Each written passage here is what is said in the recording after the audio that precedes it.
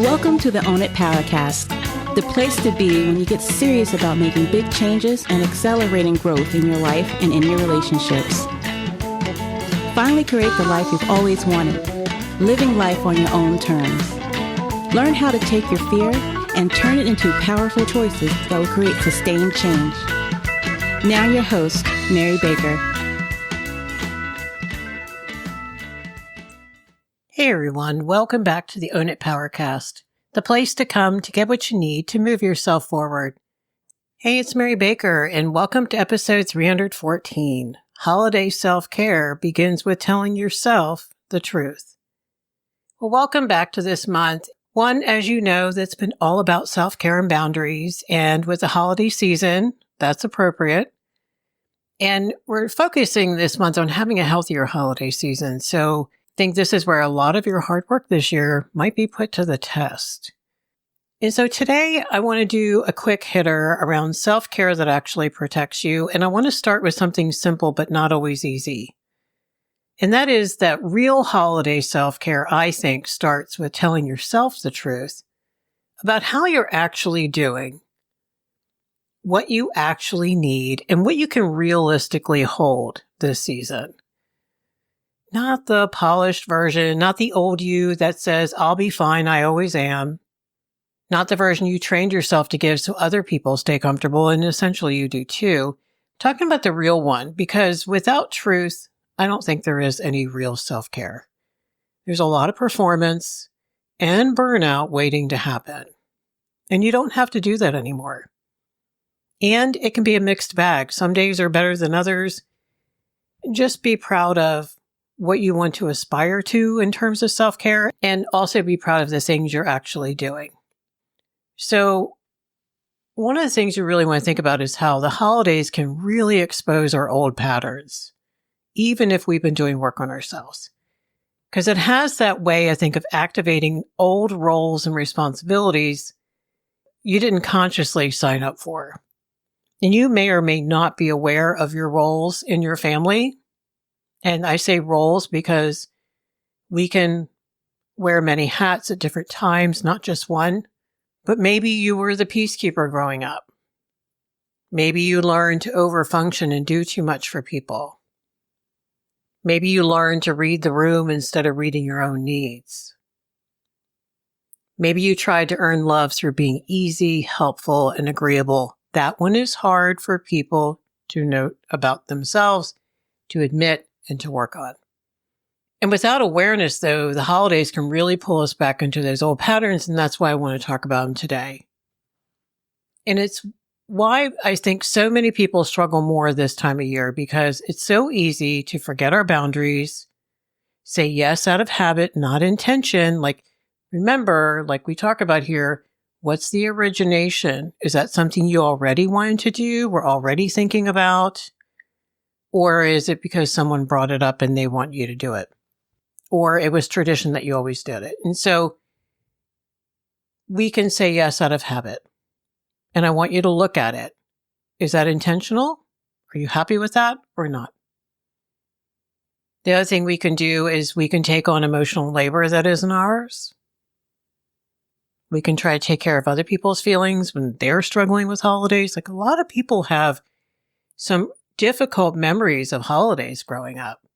And if they don't do work on themselves and don't do the healthy grief work, oh boy, there can be some leaking stuff out sideways, and they may not mean to, but it can be difficult.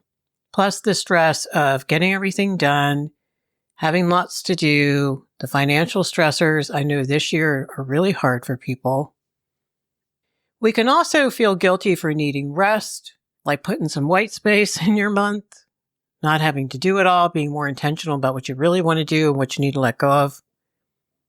We can confuse keeping the peace with keeping ourselves small, too. And then we wonder why we're exhausted before the first gift is even wrapped. But spoiler alert, it's not necessarily just the to-do list that's wiping you out. It could also be the old emotional roles you haven't retired yet. So first, I want to tackle a big myth right from the start. Self-care isn't what you do to escape your life. Sometimes, every once in a while, Sure. But it should be more about what you do to stay aligned with yourself inside your life. It's not just waiting till vacation to take a nap, in other words. It's the boundary you hold when you'd normally cave. It's leaving early instead of pushing through resentment because you're wiped out and need to get home and do stuff. It's admitting I'm overwhelmed instead of just pretending you're fine. And I work with this a lot with clients. It's choosing not to take on more and actually not taking on more. And that's why we need that loving accountability to check in with to make sure that even though we had great intentions for self-care this December, are we actually doing that? Self-care is not indulgence, it's integrity. And that's really important to remember. And I think the holidays can give us like 1,000 opportunities to practice that integrity. And like we've been talking about this year, more so in like tiny, quiet, powerful ways. A lot of this stuff, no one even has to know that you're doing. And some of you, if you're just starting to do the boundary work and you have a lot of anxiety around that, that's actually a good thing. Because you can just keep it to yourself for a while. But the hardest part in all of this is really telling ourselves the truth. Because this is where that rubber meets the road. So before you tell other people the truth, before you set a boundary, before you change a pattern, you have to get honest with yourself. And here are some questions I want you to kind of marinate in and replay this if you need to later. Write them down if you have a moment right now. But just trust what comes up. Ask yourself, what do I genuinely have the capacity for this year and why? What do I genuinely have the capacity for this year and why? What's the context? Be realistic, be compassionate. The next one, where do I already feel resentment brewing? Resentment, resistance, anxiety, it's all the same stuff. What am I saying yes to out of fear, not desire? And that ties in with the former one. What am I saying yes to out of fear, not my desire, not something I really want to do? And what is the fear? What is that about? What would I love to let go of? There's one. What's not working anymore? And it's okay. Just because this doesn't mean that. Just because you did that volunteer work for years doesn't mean you're a bad person if you don't do it this year, or you skip a year, or you just move on to something else. And finally, what am I carrying that is not mine to carry? Other people's stuff. So a lot of this has to do with boundary work, because I want you to think about, okay, I would probably have already resolved these things if boundaries were easier for me. And if I didn't have a lot of fear of setting them, not just with others, but with ourselves. So just keep thinking about what boundary, if I honored it, would make this season feel just a little bit lighter. Not perfect, just lighter. And we know that honesty creates clarity. And clarity creates boundaries. So those are the steps that you take, because when you first start working on boundaries, it can feel overwhelming.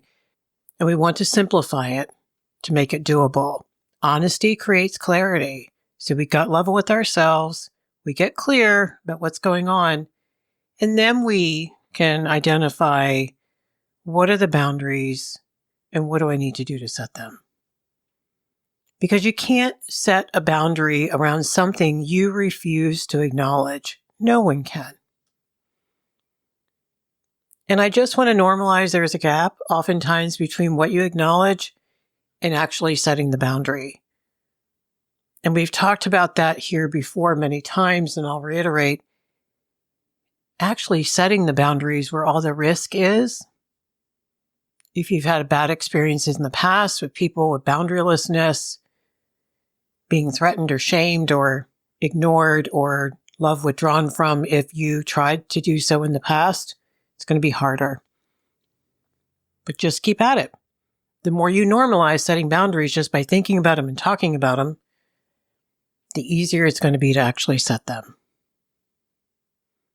Okay, so now let's talk about some signs where you might be abandoning yourself this season. And let's name them clearly, because this is where a lot of people can have their aha moment. And you may already know this stuff, and if so, great, it's a reminder. And if not, it's okay too. It means it's time. So you might be abandoning yourself if, 1, you feel anxious before events but go anyway. And anxious, I mean, not because you have some social anxiety or it's a new situation and you're working on your confidence, but what if you feel like you're a wreck, but you go anyway? And where is the rest of the evidence, i.e., you really wanted to stay home, you really want to get stuff done, you really don't feel well, you're tired, all the things. Number 2, you agree to things before checking how you feel, or checking if you even have time, or checking with anything about you that is true. And so it's a compulsive action. It's out of your limbic system. It is a people-pleasing response. It is not necessarily and probably not your truth. So you say, yeah, sure, before you check to see, is that even realistic for me? Is that what I really want to do? How do I really feel about that? So something to keep working on is not allowing yourself to do that anymore. Or if it comes out of your mouth, say, actually, can I get back to you tonight? Because let me go check. And that way you can step away and have some time to get real with yourself.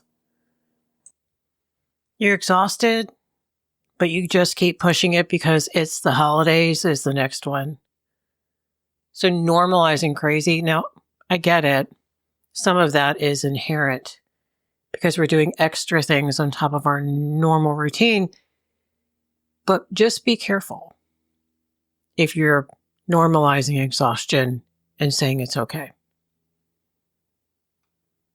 The next one, you're the one who always adjusts while no one else does.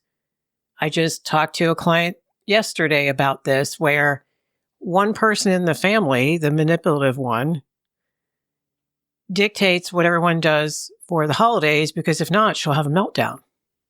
And no one wants that. So just give some thought as to, are your needs and desires and concerns addressed as well? Is that done kind of equitably in the family? Another one is you feel guilty for wanting peace, especially if you have folks around you who want to do all kinds of stuff on top of all kinds of stuff. And maybe you don't want to do all of that. You just want to do some of it and you want some peace. People who have a hard time with boundaries are not going to do well with you detaching with love. They can't give you what they can't give to themselves. And finally, you find yourself often biting your tongue to avoid conflict, but just resent it later. Now, caveat this. I'm not talking about with manipulators. I'm talking about with other people where you could actually resolve said conflict in a healthy way, but you just don't bring it up. It's coming out later, like we talk about here all the time, but just want you to pay attention to this stuff. These aren't failures. They're just information, just feedback. And they can point to the places where comfort, peace, and truth just need to be restored. And maybe you don't have the bravery to do it this season, but you're getting ready for next year. And that's okay. Wherever you are in the process is okay. So what does holiday self-care actually look like? And let's make it real.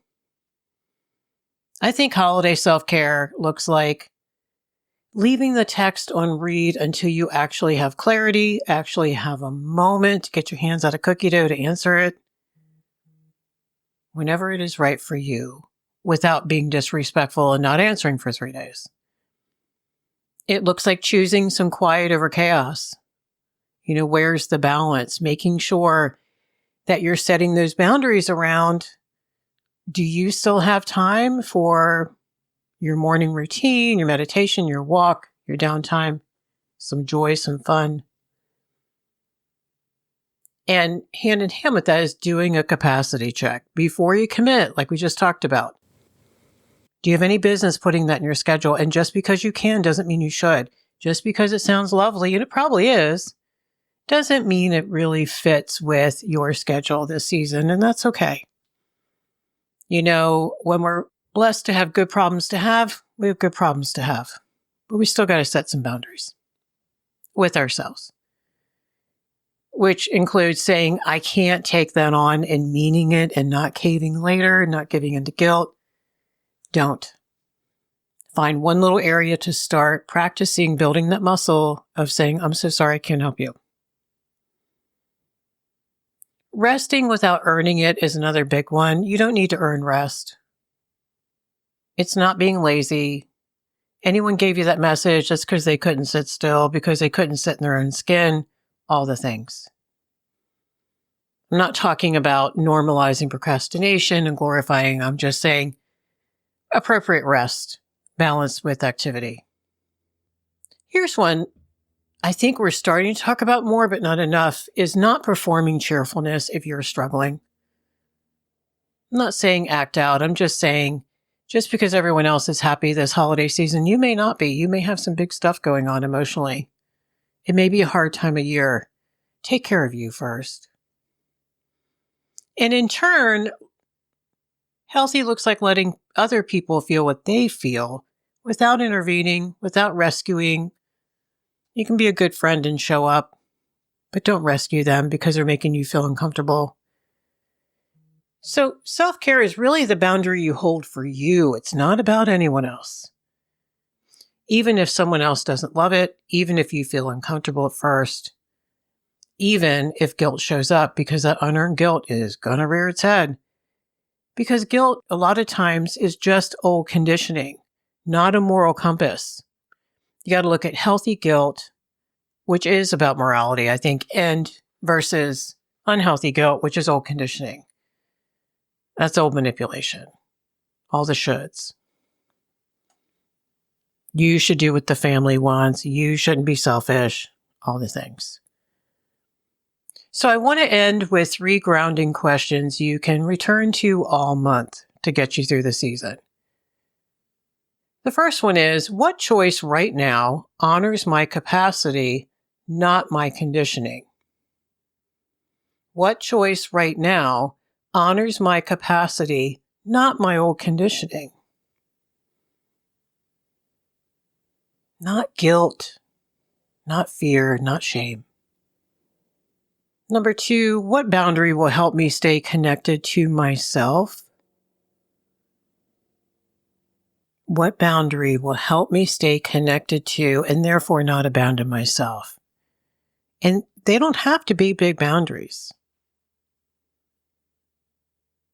And number 3, what can I let go of that was never mine to prove? Never mine to prove.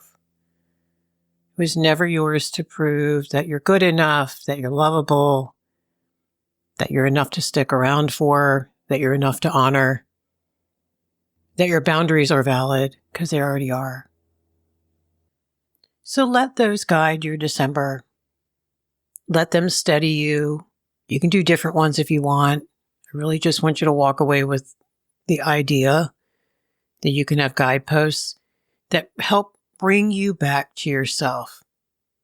You deserve a holiday season that doesn't completely drain you. You deserve a season where you feel present, not pressured. And so do your kids. If you have kids that are younger around you, they're going to benefit tremendously from you being less stressed. And all of this just begins with the courage to tell yourself the truth. And if that's where your starting point is, that's great. Everyone has to start there. Thank you so much for joining me today. If this episode resonated, don't miss the Vault episode that I just released about real self-care means following through. I think it's a really good companion to today's conversation. If you need some more support, if you want to give a gift, check out the show notes. I've got different courses from free to my signature course, Find Your Voice, where there's wonderful group support. You got me in there too.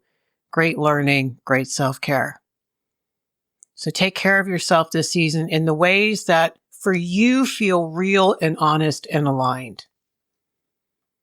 So today we continued our self-care series with one essential truth, that real peace just begins when we're honest about what we can actually handle, and how the holidays can really pull us back into some old roles, old emotional patterns, old conditioning that can leave us anxious and overwhelmed and overextended even before we have bought the first gift, and can make us feel disconnected from ourselves. And so that's what we explore today, why this happens, how to recognize those little subtle moments of self-abandonment, and then what it looks like to take better care of you. And have you redefine what you want this season to mean for you. And no one gets to decide that for you but you. All right, so thanks for listening, and always own your truth, own your power, keep going, pay it forward, keep focusing on you, and I'll see you next time.